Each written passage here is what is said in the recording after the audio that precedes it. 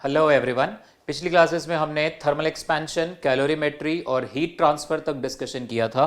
अब heat and thermodynamics का जो सबसे मेन पार्ट है that is kinetic theory of gases और थर्मोडायनेमिक्स के लॉज और डिफरेंट डिफरेंट थर्मोडायनेमिक्स प्रोसेसेस, उनको हम डिस्कस करेंगे। So kinetic theory of gases में आइडियल गैस इक्वेशन के डिफरेंट डिफरेंट फॉर्मेट्स, पहले तो PV equal to N R T, तो as usual basic c equation है।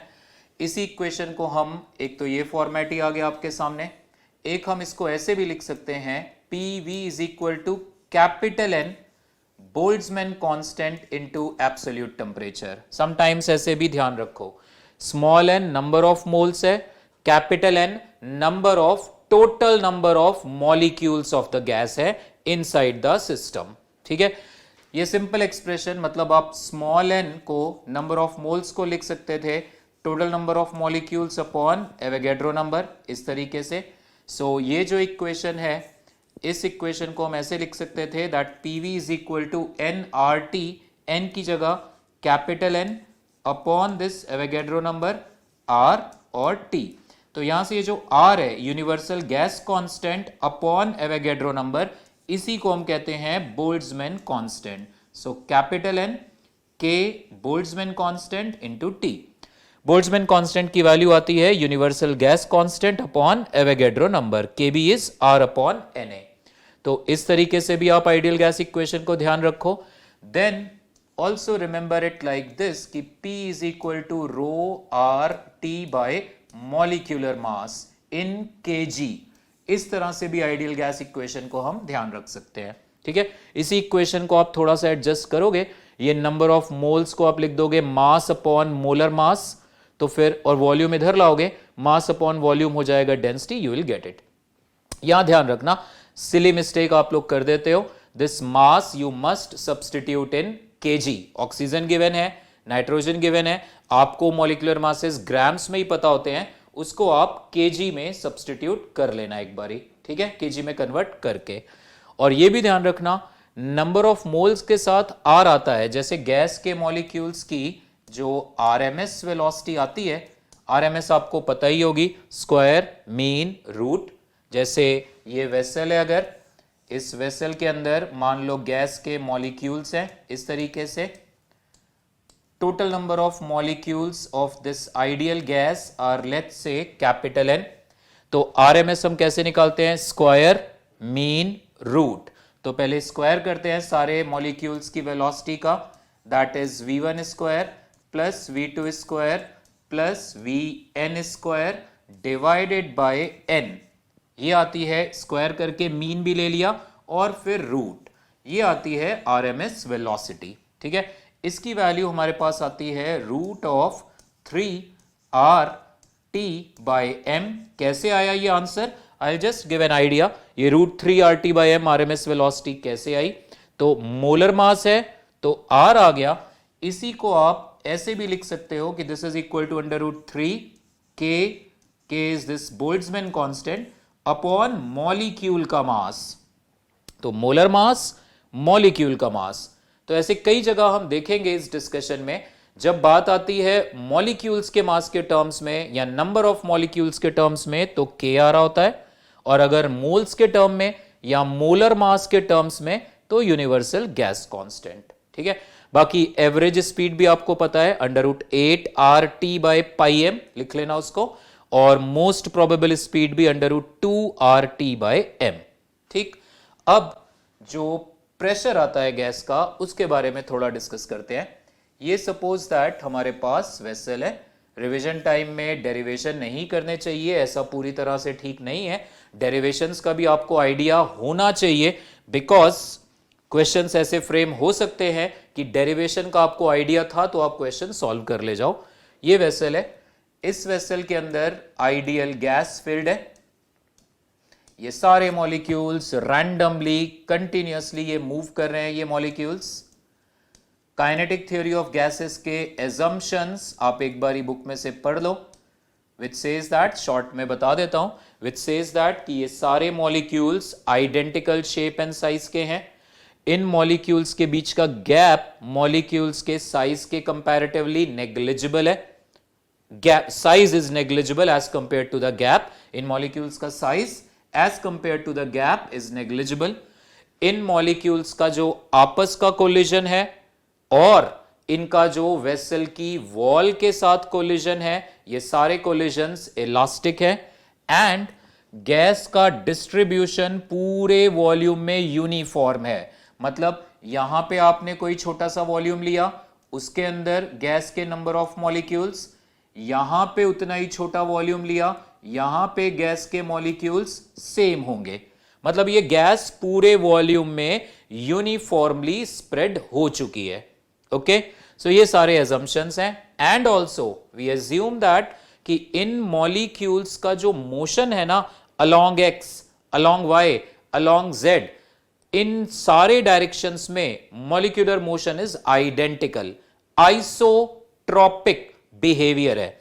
मतलब अगर ये पहले मॉलिक्यूल की वेलोसिटी थी, let's say Vx1 i cap plus Vy1 j cap plus Vz1 k cap, ऐसे ही दूसरे की, तीसरे की, चौथे की. तो मैं ये नहीं कहने जा रहा आपसे कि Vx1 equal to Vy1 equal to Vz1 ना, ये नहीं मैं कह रहा. What I am saying is summation of Vx square, यानी इन सारे मॉलिक्यूल्स के x कंपोनेंट वाली वेलोसिटीज के स्क्वायर को ऐड करो. Vx1 square plus Vx2 square plus Vx3 square. Summation of Vx square will be equal to summation of Vy square will be equal to summation of Vz square. ये भी kinetic theory of gases का हमारा assumption है कि इन molecules का motion हर direction में identical है. आगे जाएंगे हम, law of equipartition of energy की बात करेंगे, वहां पर भी इस रिजल्ट को हम यूज करेंगे. ठीक है. सो अगर मैं आपसे कहूं what is the value of summation v square, जिसकी जरूरत हमें आरएमएस वेलोसिटी में पड़ेगी, this summation v square is basically summation of Vx square plus Vy square plus Vz square. यही चीज आएगी हमारे पास. ठीक है ना. आप v स्क्वायर को क्या लिखोगे, समेशन v स्क्वायर को V1 square plus V2 square plus V3 square. V1 square को क्या लिखोगे, Vx1 square plus Vy1 square plus Vz1 square. तो यही चीज आएगी. नाउ ये तीनों आपस में बराबर है, तो I can write that this is equal to 3 times summation Vx square. ठीक है, ये चीज ध्यान रखना. अब इस गैस के मॉलिक्यूल्स के मोशन से हम प्रेशर को कैसे एक्सप्लेन करते हैं. प्रेशर का एक्सप्रेशन आता है हमारे पास 1/3 रो Vrms स्क्वायर. कैसे आया, हल्का सा आइडिया देखते हैं. कोई एक मॉलिक्यूल कंसीडर करो आप. लेट्स से आपने ये वाला मॉलिक्यूल कंसीडर किया. ये मॉलिक्यूल की वेलोसिटी है Vxi cap, Vyj cap, Vzk cap. ये वाले सरफेस की ओर मान लो मॉलिक्यूल बढ़ रहा है और ये surface suppose that YZ plane है. ठीक है. इलास्टिक कोलिजन में हमने पढ़ा है, जब भी कोई ऑब्जेक्ट, जब भी कोई बॉल किसी सरफेस से इलास्टिकली कोलाइड करती है, ये सरफेस है, ये सरफेस मानो YZ प्लेन है, एक्स एक्सिस इसके नॉर्मल है. तो अगर कोई बॉल जाके इस सरफेस से इलास्टिकली टकराती है, इसकी सिर्फ वेलोसिटी का नॉर्मल कंपोनेंट चेंज होता है. ये YZ प्लेन है तो नॉर्मल हो गया एक्स एक्सिस. तो ये मॉलिक्यूल जब जाके इस वॉल से टकराएगा तो इसका Vy और Vz कंपोनेंट चेंज नहीं होता, खाली Vx रिवर्स होता है. ठीक है. तो ये मॉलिक्यूल जब जाके इस वॉल से टकरा के वापस आएगा, इसके मोमेंटम में चेंज आएगा 2mvx. मतलब अगर इसके मोमेंटम में चेंज आया -2mvx, तो ये मॉलिक्यूल को ट्रांसफर करेगा वॉल को ट्रांसफर करेगा +2mvx. ठीक है. सो इस एक मॉलिक्यूल ने इस दीवार को इतना मोमेंटम ट्रांसफर कर दिया 2mvx एक कोलिजन में. एक मॉलिक्यूल जिसका मास था small m, Vxi cap plus Vyj cap plus Vzk cap velocity से जा रहा था, दीवार से टकराया, वॉल के नॉर्मल वाला कंपोनेंट खाली रिवर्स हुआ. This is the change in momentum, या यूं कह लो momentum transfer to the wall. अब ये मॉलिक्यूल जब वापस आएगा, वापस यहां टकराएगा, ऊपर टकराएगा, सामने वाली दीवार जो इस व्यू में नहीं दिख रही उस पर टकराएगा, उन सब से टक्कर में इसका एक्स कंपोनेंट चेंज नहीं होगा। ध्यान से समझना, ये दो वॉल्स हैं आमने सामने, यहां टकराया मॉलिक्यूल। अब ये मॉलिक्यूल का जो एक्स कंपोनेंट है ये तब तक नहीं बदलेगा जब तक ये सामने वाली दीवार से नहीं टकराएगा। सामने छत, ऊपर छत पे टकराएगा, नीचे जमीन पर, सामने वाली दीवार, पीछे वाली दीवार, y और z में चेंजेस आएंगे। इस डायरेक्शन में ये constant component of velocity vx से बढ़ेगा। इस दीवार से इस दीवार तक का अगर गैप कैपिटल L है, this distance is capital L, मान लो ये पूरा क्यूब था, तो इस मॉलिक्यूल को यहां से यहां तक आने में टाइम लगेगा L बाय vx। ये जैसे मर्जी आए, ये जितनी बार मर्जी इधर उधर टकराए, यू में से कि सर ये और मॉलिक्यूल्स के साथ भी तो टकराएगा, ये यहां टकराएगा, दीवार पता नहीं कितने मॉलिक्यूल्स, तो ये भी हमारा एक काइनेटिक थ्योरी ऑफ गैसेस का एजम्पशन है कि अगर ये मॉलिक्यूल किसी से टकराया और इसकी वेलोसिटी बदल गई तो कोई और इसके ही जैसा मॉलिक्यूल इसकी वेलोसिटी ऑब्टेन कर चुका होगा। ठीक है, समझना इस चीज को। तो इसलिए मतलब ये जो मॉलिक्यूल्स के आपस के कोलिजन्स हो रहे हैं, इनका एंड रिजल्ट कुछ नहीं आ रहा। एक मॉलिक्यूल जाके किसी दूसरे से टकरा के उसने अपनी वेलोसिटी बदल दी, तो कोई दूसरा आसपास ही कोलाइड करके किसी और मॉलिक्यूल से इसकी वेलोसिटी के बराबर वेलोसिटी गेन कर लेगा। तो दैट्स व्हाई उन इंटरनल कोलिजन्स को हम इग्नोर कर रहे हैं। तो ये मॉलिक्यूल यहां से यहां तक आने में टाइम लेगा L बाय vx, फिर वापस L by vx।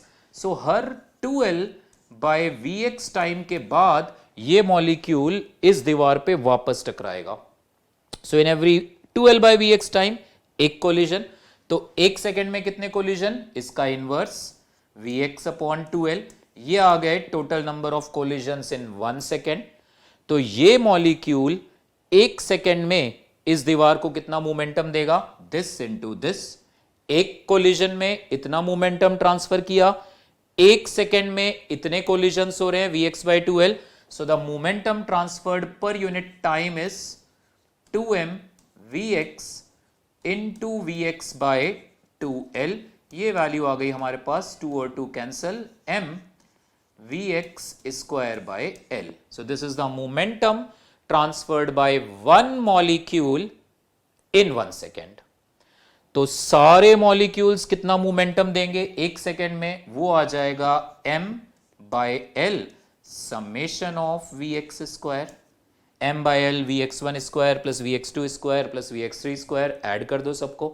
So this is the momentum transfer to this wall in 1 second by all the molecules. तो यही हो जाएगा फोर्स। ठीक है, सो फोर्स का एक्सप्रेशन हमारे पास आ जाएगा m बाय L, और इस समेशन vx स्क्वायर को मैं समेशन v स्क्वायर बाय 3 लिख दूंगा ऐसे।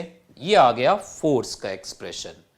तो कितना प्रेशर आ जाएगा, प्रेशर का एक्सप्रेशन आ जाएगा फोर्स अपॉन एरिया, और इस दीवार का एरिया L स्क्वायर लिया था मैंने, तो मास अपॉन L स्क्वायर करोगे, मास अपॉन वॉल्यूम आ जाएगा, स्मॉल m, और ध्यान रखना ये स्मॉल m एक मॉलिक्यूल का मास था ये, so small m upon v, और ये समेशन v स्क्वायर की वैल्यू बाय 3 आया। अब क्या करो, ये 3 को तो इधर कर दो, इसको कैपिटल N से मल्टीप्लाई कर दो और कैपिटल N से ही डिवाइड कर दो आप टोटल नंबर ऑफ मॉलिक्यूल्स। अब स्मॉल m इंटू n, ये बन गया टोटल मास, एक मॉलिक्यूल का mass small m, total molecules कितने, कैपिटल N, तो small m into capital N क्या बन गया, total mass of this gaseous substance, और टोटल मास अपॉन वॉल्यूम हो जाएगा डेंसिटी, और ये टर्म बन जाएगा RMS स्क्वायर। सो इसलिए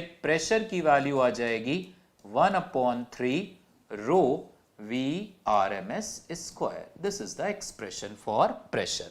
ओके, तो यहां से आप कह सकते हो कि RMS वेलोसिटी गैस के मॉलिक्यूल्स की हमारे पास आ रही है under root of 3 times pressure upon density. और फिर जो मैंने पिछले पेज पे आइडियल गैस इक्वेशन लिखी थी ये वाली, P अपॉन रो को आप RT by M, where M is molar mass, substitute कर सकते हो। तो यहां से हमारे पास आरएमएस वेलोसिटी का एक्सप्रेशन आ जाएगा अंडर रूट ऑफ 3RT/m। ये डेरिवेशन है, ठीक है, ध्यान रखना इसको। अब एक चीज और ध्यान से सुनना, नोट कर लो इसको पहले पूरा।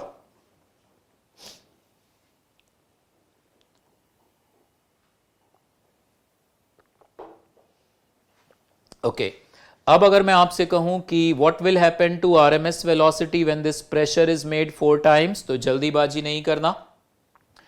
डेंसिटी भी वेरिएबल टर्म है। अगर कोई क्वेश्चन में आपसे प्रेशर का वेरिएशन दिया हो, आप डेंसिटी का वेरिएशन भी चेक करना। To avoid this kind of confusion आप सीधे चेक करना एब्सोल्यूट टेम्परेचर का क्या हो रहा है, क्योंकि आर और कैपिटल एम कांस्टेंट है, तो इसलिए वी आर एम एस आप लिख सकते हो proportional to square root of this absolute temperature, ऐसे लिख सकते हो आप, ठीक है। तो ये सारे एक्सप्रेशंस आप ध्यान रखना।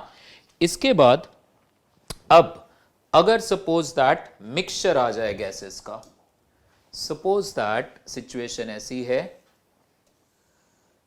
कि ये हमारे सामने वेसल के अंदर लेट्स से एक गैस के मॉलिक्यूल्स हैं, मान लो हाइड्रोजन गैस है, इस तरह से हाइड्रोजन गैस के मॉलिक्यूल्स हैं, ठीक है। एंड दूसरी तरफ let us suppose oxygen gas के मॉलिक्यूल्स भी हैं, इस तरीके से। सो दो गैसेस का ये मिक्सचर आ गया हमारे पास। अब ये मिक्सचर है and this mixture is in thermal equilibrium, ठीक है, थर्मल इक्विलिब्रियम आ चुका है। इस तरह का क्वेश्चन मैं भी डिस्कस करता हूं कि एक गैस के N1 moles at temperature T1, दूसरी गैस के N2 moles at temperature T2 अगर हमने मिक्स कर दिए, then what is the final temperature of the mixture. तो फॉर्मूला आप सामने आ ही गया है तो बता देता हूं, तो वो आता है हमारे पास N1 CV1 इंटू T1, या चलो मैं अभी जब वो एक्सप्रेशन आएगा ये N1 CV1 और ये सारे टर्म बता दूंगा, फिर डिस्कस करते हैं इसको। सो फिलहाल हमारे सामने ये दो गैसेस का मिक्सचर है, it has attend thermal equilibrium. तो थर्मल इक्विलिब्रियम अगर आ चुका है मतलब टेम्परेचर एब्सोल्यूट टेम्परेचर T है अब इस गैस मिक्सचर का।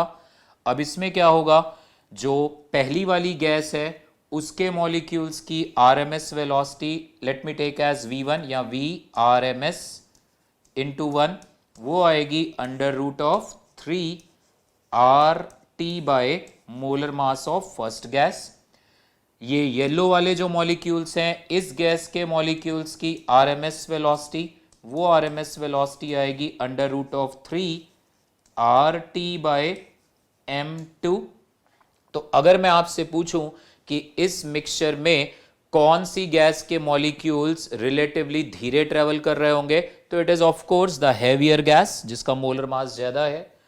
तो इस केस में कौन सी चीज इन मॉलिक्यूल्स के लिए सेम होगी, विच quantity is same, volume, yes. मैं कहूंगा ये व्हाइट वाले ऑक्सीजन मॉलिक्यूल्स का वॉल्यूम पूरे वेसल के बराबर, येलो वाले मॉलिक्यूल्स का वॉल्यूम पूरे वेसल के बराबर, यस वॉल्यूम इज सेम, ठीक है। और क्या चीज, एवरेज ट्रांसलेशनल काइनेटिक एनर्जी। मान लो इन मॉलिक्यूल्स का मास है m1 और इन मॉलिक्यूल्स का मास है m2, तो इन व्हाइट वाले मॉलिक्यूल्स की average kinetic energy half m1 v1 square plus half m1 v2 square plus half m1 v3 square, सबको जोड़ के divided by total number of molecules करोगे व्हाइट वाले, तो व्हाइट वाले मॉलिक्यूल्स की एवरेज ट्रांसलेशनल काइनेटिक एनर्जी आएगी half m1 v RMS 1 square. ये है एवरेज ट्रांसलेशनल, लिखते रहो बेटे, नोट्स बनाते रहो अपने proper, average translational kinetic energy per molecule. सारे मॉलिक्यूल्स की ट्रांसलेशनल काइनेटिक एनर्जी व्हाइट वाले सबकी ट्रांसलेशनल काइनेटिक एनर्जी को जोड़ के divided by number of molecules कर दिया, ओके। एंड येलो वाले मॉलिक्यूल्स की average translational kinetic energy per molecule V RMS 2 square, ये आएगा एक्सप्रेशन। तो इसका मतलब in a mixture of gas it is the average translational kinetic energy per mole या पर molecule which is same for both the gases. इस चीज का ध्यान रखना। मैं आपसे कहूं एक पर्टिकुलर मॉलिक्यूल की बात करो तो ये मतलब बड़ी अजीब बात हो गई। मैं आपसे कहूं क्वेश्चन ऐसे आ सकता है, ये है एवरेज एनर्जी, और वो भी ट्रांसलेशनल। अभी ध्यान से समझना, रोटेशनल एनर्जी और वाइब्रेशनल भी आएंगी। डायटोमिक गैस है तो वो रोटेशन भी इन्वॉल्व होता है। आपको पता है वी आर डूइंग रिविजन, तो कुछ बेसिक चीजें तो आपको ध्यान होनी चाहिए। So it is the average. मैं ऐसे ही रैंडम बोलूं, मैं कहूं यार ये वाला मॉलिक्यूल जो है और ये वाला मॉलिक्यूल जो है, ये वाले मॉलिक्यूल और ये वाले मॉलिक्यूल की काइनेटिक एनर्जी में से किसकी ज्यादा होगी बताओ? तो एनीथिंग इज पॉसिबल, दोनों की बराबर भी हो सकती है, उसकी ज्यादा भी हो सकती है, कम भी हो सकती है। एक पर्टिकुलर मॉलिक्यूल के लिए तो हम कुछ बोल ही नहीं सकते ना बेटे। For a particular molecule the energy is like varying from 0 to लेके it can have very very high value. So it is the average values which are same. Okay, note कर लो इसको भी।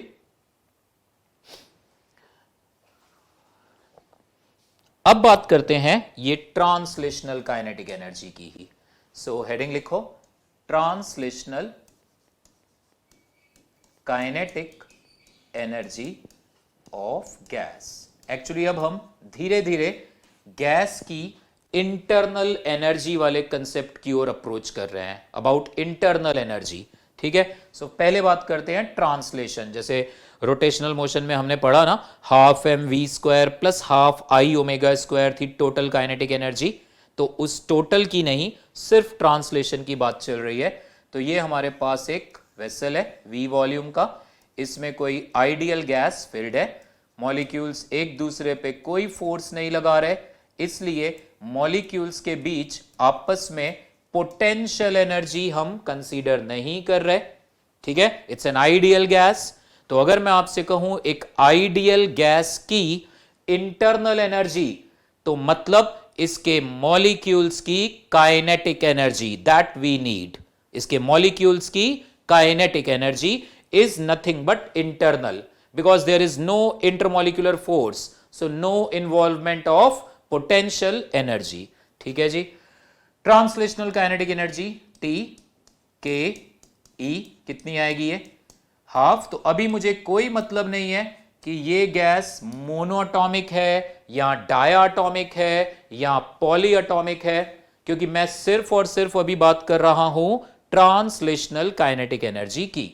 सो half m v one square, m is the mass of each molecule, half m v2 square, इस तरह से आगे जाते जाएंगे हम, plus half m v n square. ये आ गई टोटल ट्रांसलेशनल काइनेटिक एनर्जी। इसको एज यूजुअल अब हम हाफ m और v1 square v2 square vn square आएगा, n से मल्टीप्लाई कर दो, where n is total number of molecules. ठीक है, this is total number of molecules। Okay, ये v1 square plus v2 square plus vn square upon n की value मैं direct लिख दे रहा हूं, this is v RMS square. तो यहां से ट्रांसलेशनल काइनेटिक एनर्जी का एक आपका सीधा सा हमारे मैकेनिक्स में जो फॉर्मूला चलता था हाफ एम वी स्क्वायर, वैसा ही आ गया, half m into n gas का टोटल मास है, नॉट द मोलर मास। मैं टोटल मास को m नॉट से रिप्रेजेंट कर दे रहा हूं, सो v RMS स्क्वायर।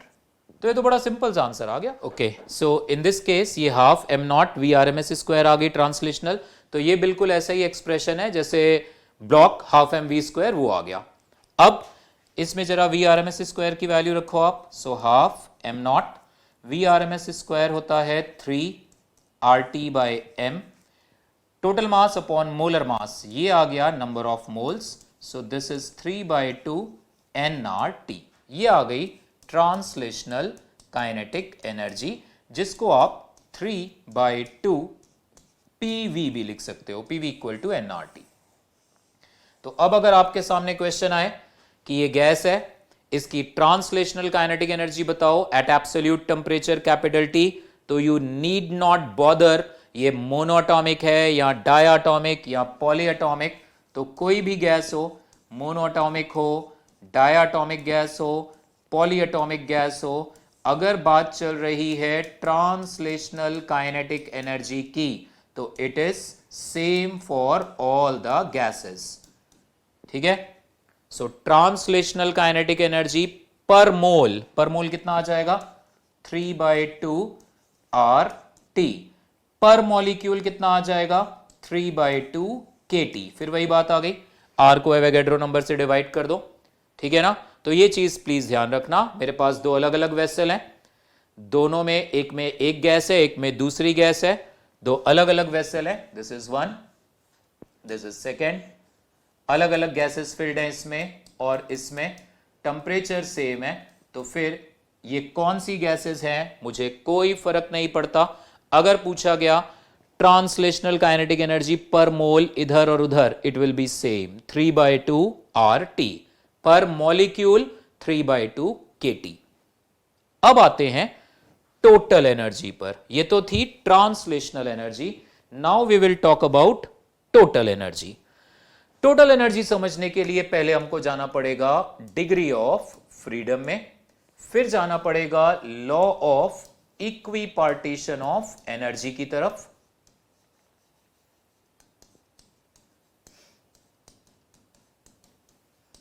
तब हम पहुंचेंगे total kinetic energy of gas molecules और internal energy. This capital U is internal energy, जो हम यूज करते हैं ना, delta Q is equal to delta U plus W, law of thermodynamics का पहला लॉ, वो delta U, that is change in internal energy. Degree of freedom, gas के molecules के मोशन को पूरी तरह से एक्सप्लेन करने के लिए जो नंबर ऑफ इंडिपेंडेंट वेरिएबल्स चाहिए, गैस के मॉलिक्यूल्स के मोशन को पूरी तरह से एक्सप्लेन करने के लिए total number of independent variables needed. अगर गैस मोनोएटॉमिक है, मोनोएटॉमिक गैस के किसी भी मॉलिक्यूल के मोशन को डिस्क्राइब करने के लिए you need Vx, you need Vy, इसकी वेलोसिटी के तीनों कंपोनेंट चाहिए, Vz, तो तीन वेरिएबल्स चाहिए। तो मोनोएटॉमिक गैस के लिए डिग्री ऑफ फ्रीडम आ गया 3। ठीक है, खाली तीन ट्रांसलेशनल वेरिएबल है, Vx, Vy, Vz, you can explain. Kinetic energy चाहिए half m Vx square plus Vy square plus Vz square. Diatomic gas आ गई, this is diatomic gas. Diatomic gas का मॉलिक्यूल डंबल शेप में ऐसे होगा, ठीक है। मोनोटॉमिक की तरह इसके भी तीन हमारे पास ट्रांसलेशनल डिग्री ऑफ फ्रीडम तो आएंगे ही आएंगे, डंबल शेप में है, प्लस दो रोटेशनल, जो अपनी एक्सिस के अबाउट रोटेशनल इफेक्ट है that we ignore. It is about से मॉलिक्यूल ऐसे था डंबल शेप में, इस एक्सिस के अबाउट रोटेशन ऐसा, दैट वी काउंट, इस एक्सिस के अबाउट ऐसा, दैट वी काउंट। सो दो रोटेशनल। अब कंफ्यूज मत होना बच्चे, बड़े इंटरेस्टिंग वेज है आपके कंफ्यूज होने के भी। देखो ये तीन बोले ना, Vx, Vy, Vz, पार्टिकल किधर जा रहा है, पार्टिकल इन तीनों के रिजल्टेंट की ओर जा रहा है। पार्टिकल ऐसे जा रहा था इधर, इसकी वेलोसिटी का कंपोनेंट था Vx, Vy, Vz, net velocity तो इधर थी। ऐसे ही कोई ये डंबल शेप का मॉलिक्यूल है, ये कुछ ऐसे रोटेट कर रहा है इस तरीके से, तो इसका जो वो मोमेंट ऑफ इनर्शिया है ना I, उसके कंपोनेंट है Ix, Iy, जो इसकी एंगुलर वेलोसिटी है ना नेट, उसके component omega x, omega y. ऐसा नहीं है कि ये मॉलिक्यूल ऐसे भी घूम रहा है और ऐसे भी घूम रहा है और अपनी एक्सिस वाले रोटेशन को हमने इग्नोर कर दिया। मतलब अगर ये डायटॉमिक गैस का मॉलिक्यूल ऐसे डंबल शेप में ऐसे है, मान लो इस तरीके से, इस एक्सिस के अबाउट मोमेंट ऑफ इनर्शिया ले रहे हैं, परपेंडिकुलर एक्सिस के अबाउट काउंट कर रहे हैं, about this axis we are ignoring it. ठीक है, इसका ये मतलब नहीं है ये डंबल शेप का मॉलिक्यूल ऐसे भी घूमेगा और इस एक्सिस के अबाउट ऐसे भी, ये एक पर्टिकुलर वे में घूम रहा है, उसके कंपोनेंट्स हैं Ix, Iy, omega x, omega Y. Okay, so तीन ट्रांसलेशनल और दो रोटेशनल। तो अगर डायटॉमिक गैस आई हमारे सामने तो उसके टोटल डिग्री ऑफ फ्रीडम आ जाएंगे 5। एंड अगर ये डायटॉमिक गैस काफी हाई टेम्परेचर पर है, if the temperature is very very high, तो 2 वाइब्रेशनल डिग्री ऑफ फ्रीडम और जुड़ेंगे, तो टोटल डिग्री ऑफ फ्रीडम हो जाएंगे 3 + 2 + 2 दैट इज 7। वाइब्रेशन, मॉलिक्यूल्स पास दूर हो रहे होंगे तो उनकी kinetic energy because of vibration, और अगर मॉलिक्यूल्स के ये 2 एटम्स पास दूर होंगे तो उनकी आपस की पोटेंशियल एनर्जी, यू मे से सर आइडियल गैस ले रहे हो आप, तो पोटेंशियल एनर्जी को तो इग्नोर करो। Yes, we are ignoring it. किसकी पोटेंशियल एनर्जी? एक मॉलिक्यूल की दूसरे किसी मॉलिक्यूल के साथ, क्योंकि डिस्टेंस इज वेरी लार्ज। ये पोटेंशियल एनर्जी है एक ही मॉलिक्यूल के इन 2 एटम्स की आपस की, क्योंकि वो वाइब्रेशन नहीं था तो वो फिक्स डिस्टेंस पे थे, तो there was no change in potential energy. Vibration है, वो पास दूर हो रहे हैं, तो वो पोटेंशियल एनर्जी प्लस वाइब्रेशंस की वजह से काइनेटिक। तो पर vibrational mode 2 degree of freedom चाहिए होते हैं काइनेटिक एनर्जी को एक्सप्लेन करने के लिए। 2 vibrational kinetic energy and potential energy, तो ये 7 हो गए।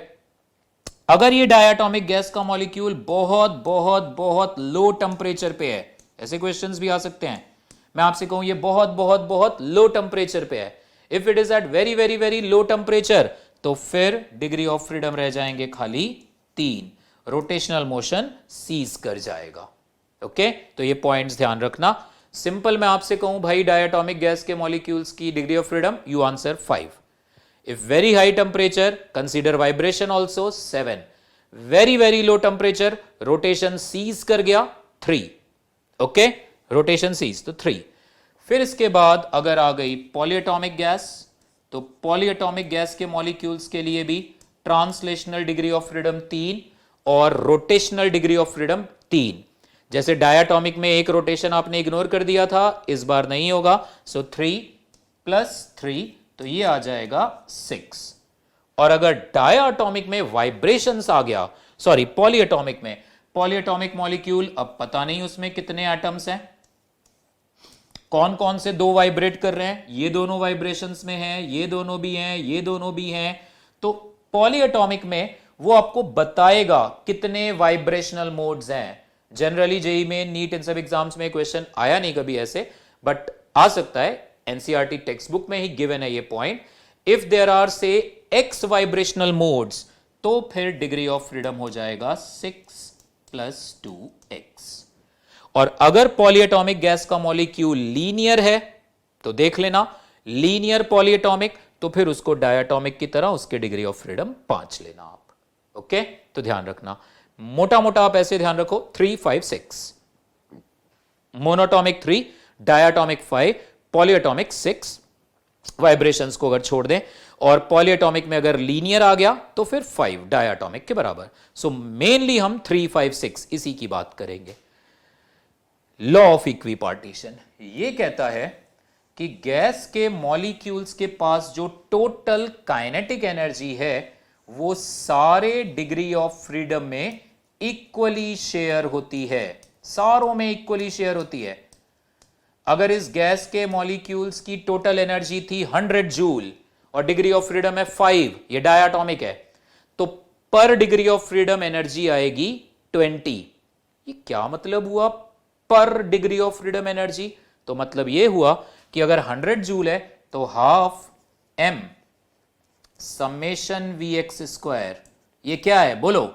ये इस गैस के सारे मॉलिक्यूल्स की ट्रांसलेशनल काइनेटिक एनर्जी है due to their motion along x, half m Vx1² plus half m Vx2² plus half m Vx3²। इसको हम जोड़ते चले गए हैं। अगर इसकी टोटल इंटरनल एनर्जी है, टोटल एनर्जी इज 100 जूल्स, तो ये आएगी 20। 5 डिग्री ऑफ फ्रीडम में लेके चल रहा हूं, डायटोमिक गैस मान के चल रहा हूं। हाफ m समेशन Vz² भी आएगा 20, हाफ m समेशन Vy रह गया था, Vy² भी आएगा 20, half summation Ix omega x², ये भी आएगा 20। Ix को चाहो तो बाहर कर लो, क्योंकि सारे मॉलिक्यूल्स हम काइनेटिक थ्योरी ऑफ गैसेस के अजम्पशन में आइडेंटिकल मान के चलते हैं, तो सबका moment of inertia x axis के अबाउट तो सेम ही होगा, बाहर ले सकते हो इसको। Half summation I about y, omega about y square, ये भी आएगा 20। ये law of equipartition of energy का मतलब है। ओके, टोटल एनर्जी अगले पेज पे हम इसको डिस्कस कर लेंगे। यहां पे I will explain this equipartition further. ठीक है, सो ये लॉ कहता है।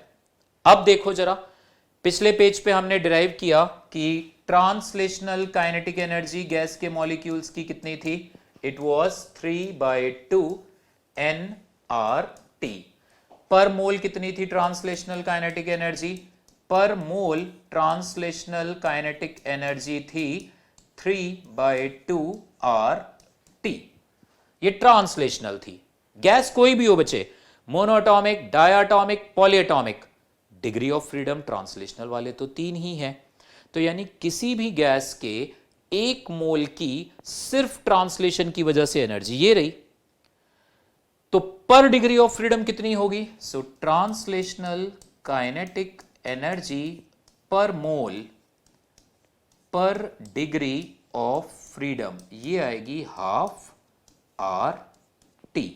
पर मॉलिक्यूल चाहिए, सो translational kinetic energy per molecule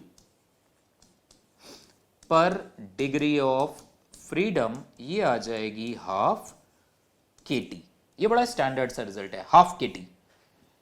एक मॉलिक्यूल की, गैस के एक मॉलिक्यूल की 1 डिग्री ऑफ फ्रीडम की वजह से एनर्जी ½ kT। कौन सी गैस है? कोई भी हो। अब ट्रांसलेशनल इतनी है तो रोटेशनल वाली भी पर डिग्री ऑफ फ्रीडम उतनी ही होंगी। ये law of equipartition of energy कहता है। कोई प्रूफ है इसका? नहीं, हमारे पास कोई प्रूफ नहीं है। We have to accept it as it is कि हां ऐसा होगा। Summation Vx square equal to summation Vy square equal to summation Vz square भी तो कहीं ना कहीं इसी पे लेके आ रहा है कि मॉलिक्यूल्स की kinetic energy due to their motion along x, due to their motion along y, due to their motion along z identical है।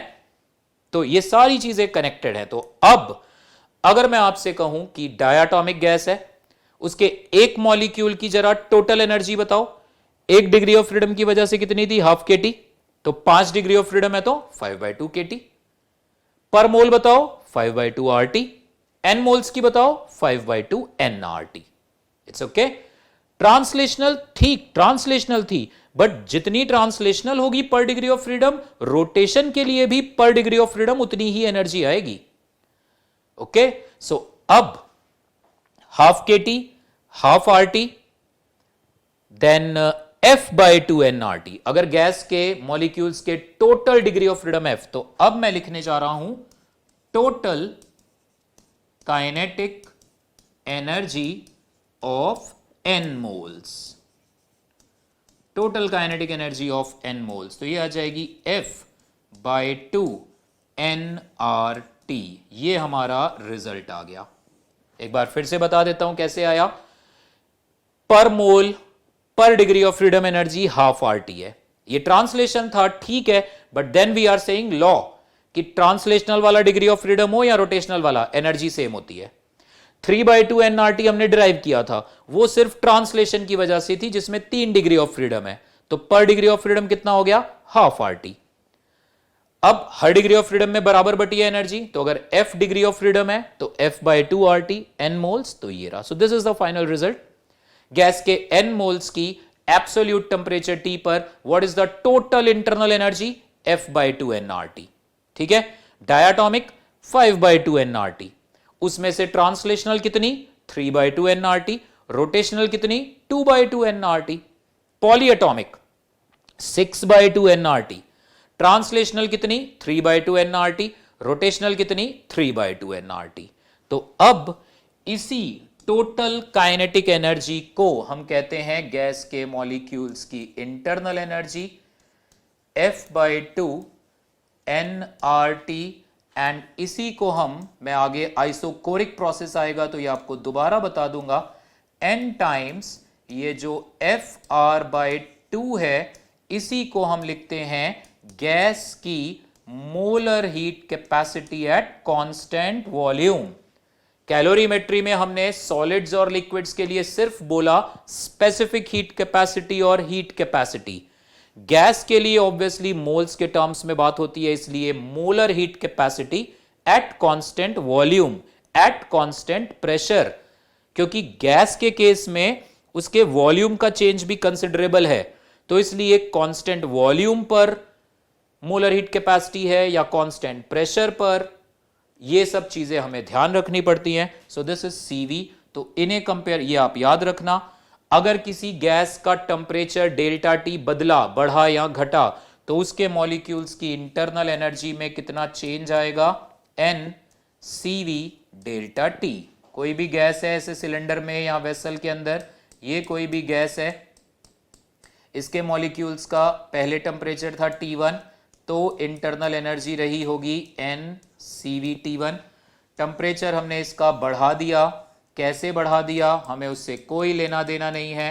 प्रेशर को कांस्टेंट रखते हुए बढ़ाया, वॉल्यूम को कांस्टेंट रखते हुए बढ़ाया, कुछ फर्क नहीं पड़ता. जैसे gravitational potential energy does not depend on path, आप सिंपली कहते हो द चेंज इज mgh, वैसे ही किसी गैस के मॉलिक्यूल्स की इंटरनल एनर्जी का जो चेंज है, it only depends on temperature difference T1 T2. so what is the change in internal energy, n cv T2 minus T1, so T2 minus T1, that is n cv delta T. ये आ गई value हमारे पास. ठीक है, इसे आप ध्यान रखना. और ऑफ कोर्स ये रिजल्ट तभी वैलिड है व्हेन CV इज कांस्टेंट. अगर CV वेरिएबल होगा, ऐसा क्वेश्चन आ सकता है, तो हम du को लिखेंगे n CV dt, इसे इंटीग्रेट करके सॉल्व करेंगे फिर. सो नोट कर लेना, इफ CV, वैसे तो बेटे CV की वैल्यू FR/2, इसको कंपेयर करो, CV की वैल्यू हमारे पास आ रही है FR/2. तो अगर मेनली एडवांस लेवल पे ऐसे क्वेश्चन आएगा कि CV वेरिएबल है, बट कहीं भी चांसेस तो बेटे कभी भी आप नहीं कह सकते कि ऐसा नहीं हो सकता. तो आप ध्यान रखना, CV कुछ नहीं बोला तो we will take it constant 3R/2. आप इसको याद करो, FR/2 सॉरी. मोनोटॉमिक तो 3R/2, डायाटॉमिक तो 5R/2, पॉलीएटॉमिक तो 6R/2. वाइब्रेशंस आ गए, वेरी वेरी लो टेम्परेचर वगैरह आ गया, तो उस हिसाब से F की वैल्यू बदल देना. Cp की value, Cp minus CV equal to R होता है, आपको पता है, तो Cp की वैल्यू आ जाएगी CV प्लस R. आप वहीं सॉल्व कर लेना, आप बस इसे याद करो. गामा की वैल्यू, एडियाबैटिक एक्सपोनेंट, वो होता है Cp अपॉन CV. सो ये वैल्यू आ जाएगी गामा की, यहां से हमारे पास Cp अपॉन CV की वैल्यू रखोगे ना F के टर्म्स में, तो गामा और डिग्री ऑफ फ्रीडम में भी रिलेशन याद कर लो, 1 + 2/F आता है. ये भी याद रखो, बेटर है. जैसे क्वेश्चंस आएंगे आगे, एडियाबैटिक प्रोसेस था तो गैस हीलियम थी, मोनोटॉमिक, F को 3 रखो, गामा आ गया. आप इसी को याद करो तो गामा की वैल्यू अपने आप आपके सामने आ जाएगी. F बस याद रखो आप 3, 5, 6.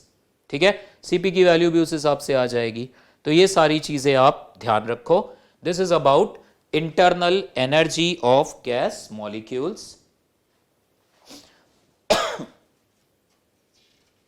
ओके, अब चलते हैं डिफरेंट थर्मोडायनामिक प्रोसेसेस की तरफ. तो सपोज दैट ये हमारे सामने एक सिलेंडर है, ये हमने इसमें ये पिस्टन लगाया इस तरह से, और ये अंदर गैसियस सब्सटेंस है. बेसिक चीजें आप एक बार ही ढंग से पढ़ना. इफ आई से कि ये ओपन सिस्टम है, ओपन सिस्टम का मतलब कि ये गैस सराउंडिंग के साथ मास का भी एक्सचेंज कर सकती है, एनर्जी का भी. मैं आपसे कहूं ये क्लोज्ड सिस्टम है, जैसे कि इस डायग्राम में ये क्लोज्ड है, तो ये गैस सराउंडिंग के साथ मास का एक्सचेंज नहीं कर सकती, एनर्जी का एक्सचेंज कर सकती है. एंड इफ आई से it is an isolated system, तो ना मास का एक्सचेंज होगा सराउंडिंग के साथ, ना एनर्जी का. ठीक है, तो वो बेसिक चीजें आप देखो. अच्छा, अब जो भी हम प्रोसेसेस डिस्कस करेंगे, isobaric, isochoric, isothermal, adiabatic, polytropic, ये सारे प्रोसेसेस होंगे quasi static. Quasi static process का मतलब है कि प्रोसेस इतना स्लो चलेगा. मान लो हमें पिस्टन को ऊपर ही उठाना है, तो ऐसा नहीं एक झटके में उठा दिया. अगर आप इस पिस्टन को एक झटके में ऐसे लिफ्ट करोगे ना तो थोड़ी देर के लिए आप इसके प्रेशर, वॉल्यूम, टेम्परेचर को डिफाइन ही नहीं कर पाओगे। आपने एकदम से ऐसे लिफ्ट कर दिया तो गैस तो टाइम लेगी ना ऊपर एक्सपैंड होने में, वॉल्यूम कैसे डिफाइन करोगे? इसको मैंने सडनली लिफ्ट कर दिया, you can not define the volume for some small time, जब तक ये गैस पूरी स्प्रेड ना हो जाए। तो प्रेशर, टेम्परेचर भी नहीं डिफाइन कर पाओगे। हम सारे के सारे प्रोसेसेस लेंगे क्वासी स्टैटिक, धीरे धीरे धीरे धीरे पिस्टन को लिफ्ट करेंगे। एनर्जी भी देनी है गैस को तो slowly slowly slowly energy supply करेंगे, मतलब जो भी काम होगा very very slowly, so that इस गैस का प्रेशर, वॉल्यूम, टेम्परेचर हम हर वक्त प्रॉपरली डिफाइन कर सके, quasi static. Okay, so the processes are moving very very slowly so that at all the time we can define pressure, volume and temperature.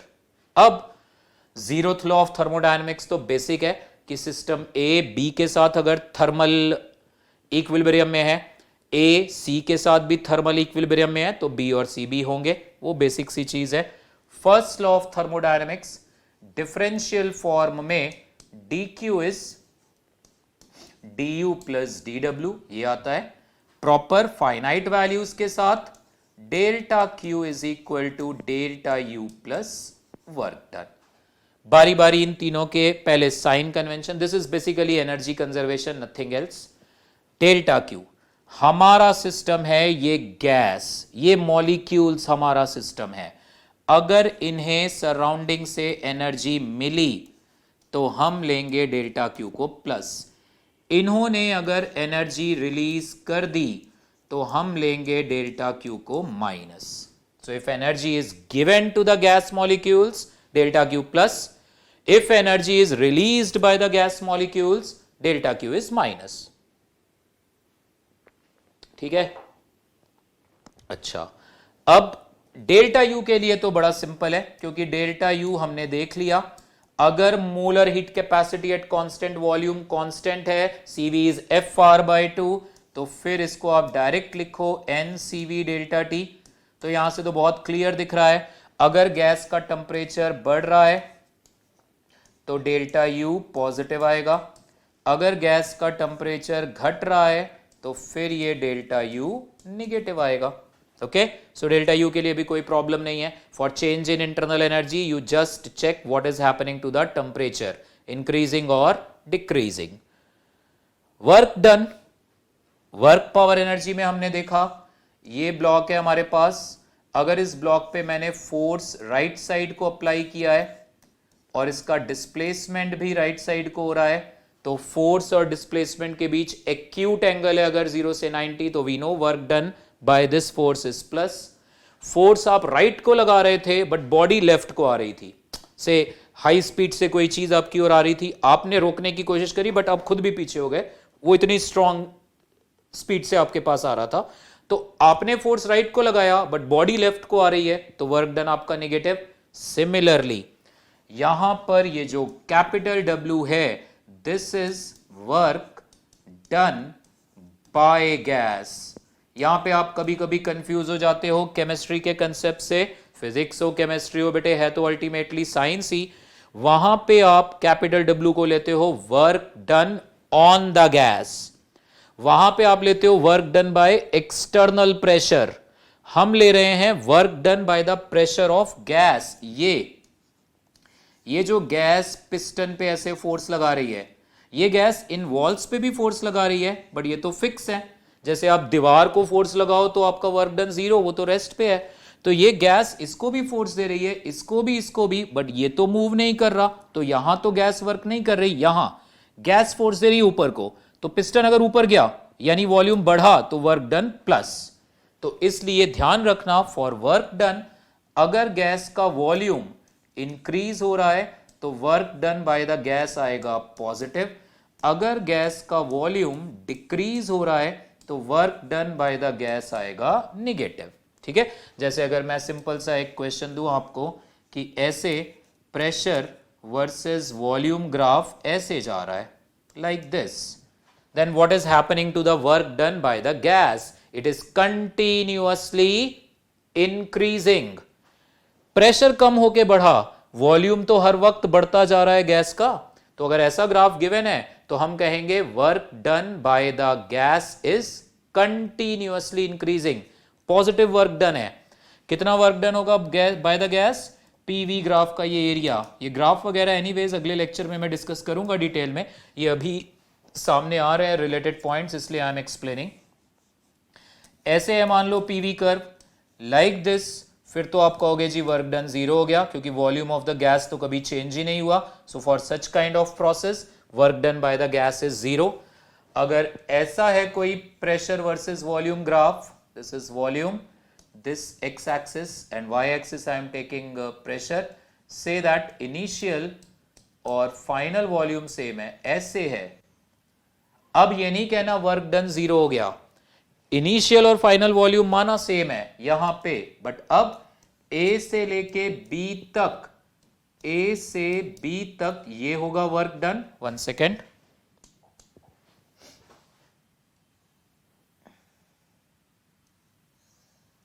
मैं फिर से बना देता हूं अगले पेज पे। आप ये सारी चीजें ध्यान रखना, इसको यहीं पे एक बार फिर से देख लेते हैं।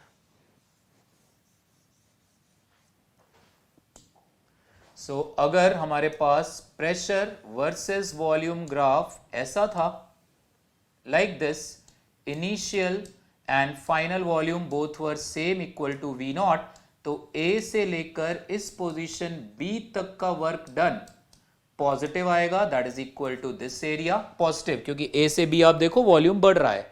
बी से लेके सी तक का वर्क डन, ये पूरा एरिया आएगा, इसको ऐसे ऐसे शेड कर देते हैं, ये पूरा एरिया आएगा, पूरा एरिया बी से सी तक का वर्क डन, कर्व से लेके नीचे एक्स एक्सिस तक का पूरा area, and this is negative.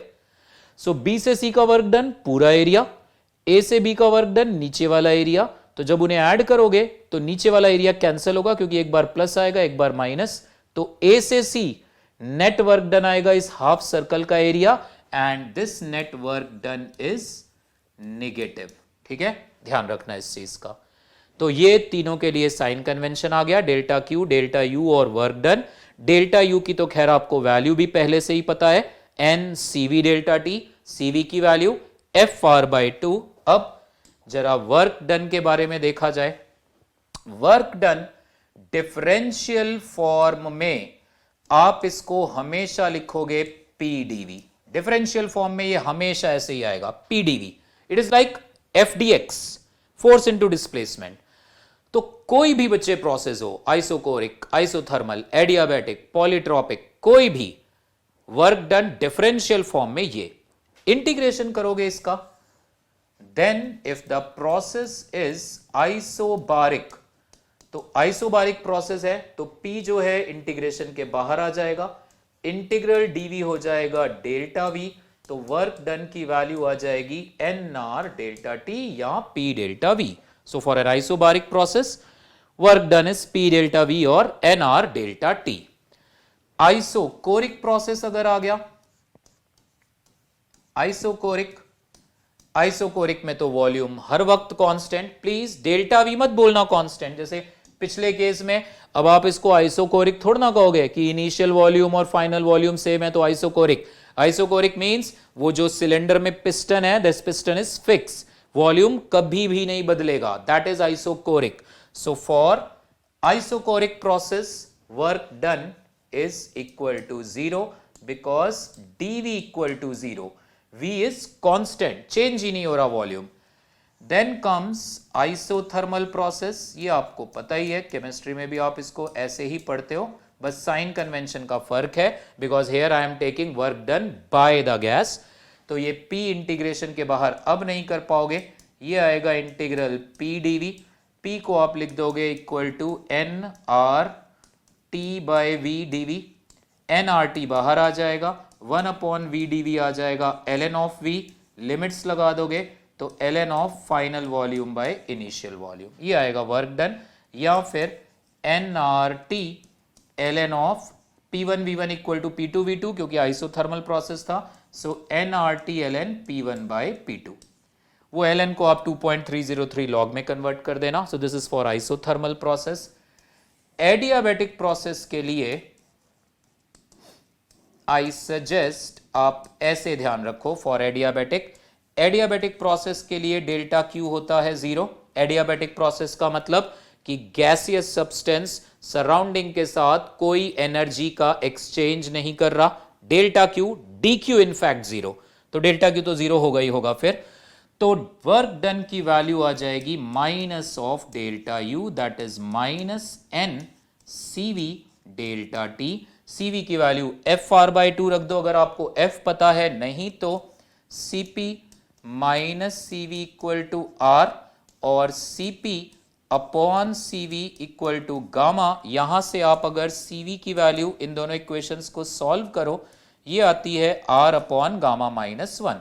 तो वैसे तो आई सजेस्ट बस इतना ही ध्यान रखो, क्योंकि आपको हो सकता है एफ से, या एफ से इनफैक्ट आपको आंसर जल्दी मिलेगा क्योंकि आपको एफ की वैल्यूज ज्यादा याद होंगी। एफ इक्वल टू वही 356, but still R upon gamma minus 1 रखना है या फिर एफ आर बाई 2 लिखना है सीवी को, दैट इज योर चॉइस। तो एडियाबेटिक का वर्क डन आप इस तरीके से ध्यान रखो। देन इसके बाद आता है पॉलीट्रॉपिक, इनको नोट कर लेना। Then I will talk about polytropic. Polytropic process मतलब ऐसा कोई भी प्रोसेस जिसको आप P V power x equal to constant से रिप्रेजेंट कर सको। PV square constant polytropic, PV power -1 constant polytropic. बस x की वैल्यू 1 मत लेना, वैसे भी x इक्वल टू 1 हुआ तो PV, तो फिर तो आप आइसोथर्मल बोलोगे ना आप उसको, ठीक है। तो इसलिए PV पावर x ऐसा कोई भी प्रोसेस जिसको आप इस फॉर्मेट में कन्वर्ट कर सको। एग्जांपल के साथ बता दूंगा आपको। इसके लिए अगर वर्क डन चाहिए तो देखना, एडियाबेटिक प्रोसेस ये तो पॉलीट्रॉपिक है बेटे, दिस इज पॉलीट्रॉपिक। एडियाबेटिक से मैं इसको कंपेयर करना चाहता हूं क्योंकि मैथमेटिकली ये और एडियाबेटिक प्रोसेस एक जैसे ही लग रहे हैं ना, x की जगह गामा आ रहा है मैथमेटिकली, तो इसलिए इनके जो वर्क डन का फाइनल आंसर आएगा वो सिमिलर आएगा। एडियाबेटिक के लिए आपने वर्क डन बोला minus of delta U, that is minus n CV delta T, that is equal to minus n. CV की वैल्यू आपने रखी R upon gamma minus 1 delta T. तो जैसे यहां पीवी पावर गामा, तो वर्क डन में gamma आ रहा है। पॉलीट्रॉपिक के लिए पीवी पावर x, सो पॉलीट्रॉपिक प्रोसेस के लिए वर्क डन का एक्सप्रेशन आप ऐसे ही बिल्कुल minus n R delta T upon gamma की जगह x लगा दो, ऐसे लिख लो आप, ठीक है। याद मत करो, आई सजेस्ट एडियाबेटिक वाला चेक करके गामा की जगह x कर देना। थोड़ा और सिंप्लीफाई करना है इसको, तो this is minus n R delta T की जगह आपने लिखा T2 minus T1 upon x minus 1। ये आ गया अपना n R T1 minus T2। N R T1 को आपने लिख दिया P1 V1 और एन आर T2 को आपने लिख दिया P2 V2 upon x minus 1। ये माइनस अंदर ले गए, T1 minus T2 we can write like this. तो आई सजेस्ट आप इसको याद रखो, गामा की जगह x कर देना कि भाई एडियाबेटिक तो work done is minus delta U, delta U is n CV delta T, CV is R upon gamma minus 1, तो यहां x माइनस 1, ऐसे ध्यान रखो। ओके, तो ये सारे प्रोसेसेस के लिए आ गया वर्क डन। पॉलीट्रॉपिक का एग्जांपल जैसे देखो, इस तरह के क्वेश्चंस कॉमनली आ जाते हैं कि एक प्रोसेस में, वैसे ग्राफ के लिए मैं अगले लेक्चर में बताऊंगा डिटेल में, ये एक थर्मोडायनेमिक प्रोसेस के लिए पीवी ग्राफ ऐसा है। और एक बात सुनना, ये हम क्वासी स्टैटिक प्रोसेस है तभी ग्राफ बना पाएंगे। भाई ग्राफ बनाने के लिए आपको हर पॉइंट पे वॉल्यूम के करस्पॉन्डिंग प्रेशर पता होना चाहिए ना। आपने पिस्टन को एकदम से लिफ्ट कर दिया, आप प्रेशर वॉल्यूम टेम्परेचर डिफाइन ही नहीं कर पा रहे, ग्राफ कहां से बना दोगे। तो जब भी आपको pressure volume, pressure temperature, volume temperature, whatever, दो वेरिएबल्स के बीच ग्राफ दिखाया गया है, it has to be the process where PVT हर वक्त हम पता कर सकते थे। It is quasi static process. तो एक प्रोसेस का, थर्मोडायनेमिक प्रोसेस का पीवी कर्व दिया है। So this is same as y equal to mx। So pressure is some constant times volume, so PV power -1 आ गया कांस्टेंट। ये पॉलीट्रॉपिक प्रोसेस है for x equal to -1। मैंने पूछा इसका वर्क डन कितना है, ये फॉर्मूला लगा दो, x को -1 रख दो आप, ठीक है। ऐसे ही जेई एडवांस में एक बार ही क्वेश्चन आया था, इस तरह से क्वेश्चन गिवन था, प्रेशर और टेम्परेचर के बीच रिलेशन गिवन था. The relation was like this, hyperbolic सा ऐसे कर्व था and it was given that कि प्रेशर और टेम्परेचर का प्रोडक्ट कांस्टेंट है इस प्रोसेस के लिए. ठीक है, जरूरी नहीं है कि आप हर प्रोसेस को पॉलीट्रॉपिक में कन्वर्ट कर ले जाओ. कर पाए इस फॉर्मेट में ले गए PV power x equal to constant, तो इट इज पॉलीट्रॉपिक. तो टेम्परेचर को हटाओ यहां से, ये आ जाएगा P. टेम्परेचर की जगह आप लिख दो PV by N R. This is equal to constant. यहां से आ जाएगा P square V constant, N और आर तो कॉन्स्टेंट था तो रूट भी कॉन्स्टेंट, तो P V power half equal to constant. Polytropic. Polytropic आ गया तो वर्क डन तो आ ही गया आपके पास. ठीक है, सो डेल्टा यू भी आपको पता चल गया. डेल्टा यू तो खैर हर वक्त एनसीवी डेल्टा टी था. वर्क डन के लिए भी आपको हर प्रोसेस के लिए आपको वर्क डन का आइडिया मिल गया. नाउ डेल्टा क्यू के बारे में बात करते हैं. ये जो डेल्टा क्यू है ये बेसिकली वही जो हमने कैलोरीमेट्री में पढ़ा था वहां से आ रहा है. MS delta theta, mass into specific heat capacity. तो गैसेस के लिए डेल्टा क्यू को हम लिखते हैं n C for the process into delta T. ध्यान रखना, delta q equals delta U plus work done में ये डेल्टा क्यू की वैल्यू भी पाथ पर डिपेंड करती है.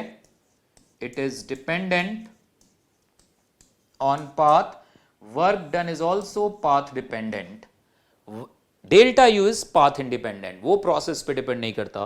तो डेल्टा क्यू को आप लिखोगे n molar heat capacity of the process. अगर ये आइसोबारिक प्रोसेस है, so for isobaric process delta q को आप लिखोगे n CP delta T. Isochoric process है, आइसोकोरिक प्रोसेस के लिए आप डेल्टा क्यू को लिखोगे n CV delta T. Then isothermal process है. आइसोथर्मल प्रोसेस में थोड़ी सी प्रॉब्लम आ गई. आइसोथर्मल प्रोसेस में तो टेम्परेचर चेंज ही नहीं होता. मोलर हीट कैपेसिटी क्या होती है, गैस के 1 मोल लिया मैंने, उसका टेम्परेचर 1 केल्विन बढ़ाने के लिए मैं कितनी एनर्जी दूं. आइसोथर्मल में तो आप एनर्जी देते जाओ देते जाओ देते जाओ देते जाओ, टेम्परेचर तो बदलेगा ही नहीं. तो आइसोथर्मल प्रोसेस के लिए हम कह सकते हैं molar heat capacity is not defined. भाई जैसे आपने कैलोरीमेट्री में स्पेसिफिक हीट कैपेसिटी डिफाइन करी delta q upon M delta theta, ऐसे ही मोलर हीट कैपेसिटी डिफाइन होगी delta q upon n delta theta या डेल्टा टी. अब आइसोथर्मल के लिए तो डेल्टा टी 0 है तो इनफाइनाइट, ये तो अनडिफाइंड. ओके, सो इसलिए अब ये नहीं कहना फिर डेल्टा क्यू भी इनफाइनाइट ना. डेल्टा क्यू की वैल्यू अब इस तरह से लिख नहीं पाओगे इन केस ऑफ आइसोथर्मल. तो इट्स बेटर आइसोथर्मल के लिए डेल्टा यू होता है 0, डेल्टा क्यू की वैल्यू वर्क डन आती है. कंफ्यूज हो जाते हो आप, अच्छा डेल्टा क्यू तो सर ने बताया था एनसी प्रोसेस डेल्टा टी और आइसोथर्मल में तो ये 0 है तो इसलिए ये तो 0, ये इनफाइनाइट सा है, ये 0 है तो इनका प्रोडक्ट नॉट डिफाइंड. तो आइसोथर्मल में डेल्टा यू 0 है, डेल्टा क्यू की वैल्यू W और उसकी वैल्यू आप वैसे ही लिख दो nRT ln of final volume by initial volume. So for isothermal molar heat capacity undefined infinite, delta q calculate from work done. Adiabatic process के लिए आपको पता ही है, फॉर एडियाबैटिक प्रोसेस dq या डेल्टा क्यू की वैल्यू आएगी 0, dq is equal to 0, delta q equal to 0. मैं आपसे कहूं अकेले delta q is 0, is it adiabatic? Not necessary. Delta q 0 का तो मतलब हो गया एनर्जी गैस को जितनी दी उसने बाद में उतनी वापस कर दी, डेल्टा क्यू 0 हो गया. यस 0 हो गया, बट एडियाबैटिक नहीं है. एडियाबैटिक का मतलब गैस को किसी भी इंस्टेंट पे एनर्जी नहीं मिल रही. ओके, ना ये एनर्जी रिलीज कर रहा है. गैस ने 100 जूल एनर्जी ली बाद में वापस दे दी, that is not adiabatic. Polytropic process के लिए, for polytropic process which is P V power x equal to constant, delta Q को हमने लिखा delta U plus work done. Delta Q को हमने लिखा n C for the polytropic process PV power x into delta T. Delta U को हमने लिखा N C V delta T. Work done recall करो, जैसे मैं रिकॉल कर रहा हूं, एडियाबैटिक तो वर्क डन था माइनस ऑफ डेल्टा यू था N C V delta T, तो work done minus delta U था, that was for adiabatic, which was N C V delta T. C V था R upon gamma minus one, तो ये N R delta T upon gamma की जगह x. देखो जैसे मैं याद रख रहा हूं, मुझे भी ये रटा नहीं हुआ, ऐसे ही आप भी कोशिश करो, क्योंकि कितनी चीजें आप रटते रहोगे, याद रह गई न्यूमेरिकल कर करके, that is a separate thing. तो यहां से हमारे पास आ जाएगा n C of the process into delta T, this is equal to n C V delta T minus n R delta T upon x minus one. N delta T cancel, तो एक polytropic process ऐसा, उसके लिए molar heat capacity की value हमारे पास आ रही है Cv, प्लस कर दो या माइनस रहने दो, Cv minus R upon x minus one, ये आंसर आ रहा है। आइसोबारिक प्रोसेस तो molar heat capacity Cp, isochoric तो Cv, आइसोथर्मल तो नॉट डिफाइंड, एडियाबैटिक तो जीरो, पॉलीट्रॉपिक तो ये सारी चीजें आप ध्यान रखो। अगली क्लास में अब थर्मोडायनेमिक्स, मेनली कंसेप्ट्स यही सारे हैं, ग्राफ, कुछ न्यूमेरिकल की प्रैक्टिस देखेंगे, and then kinetic theory of gases के भी थोड़े पार्ट रहता है, मीन फ्री पाथ वगैरह, एंड हीट इंजन और रेफ्रिजरेटर, कार्नोट थ्योरम, ये सारे पॉइंट्स डिस्कस करेंगे हम।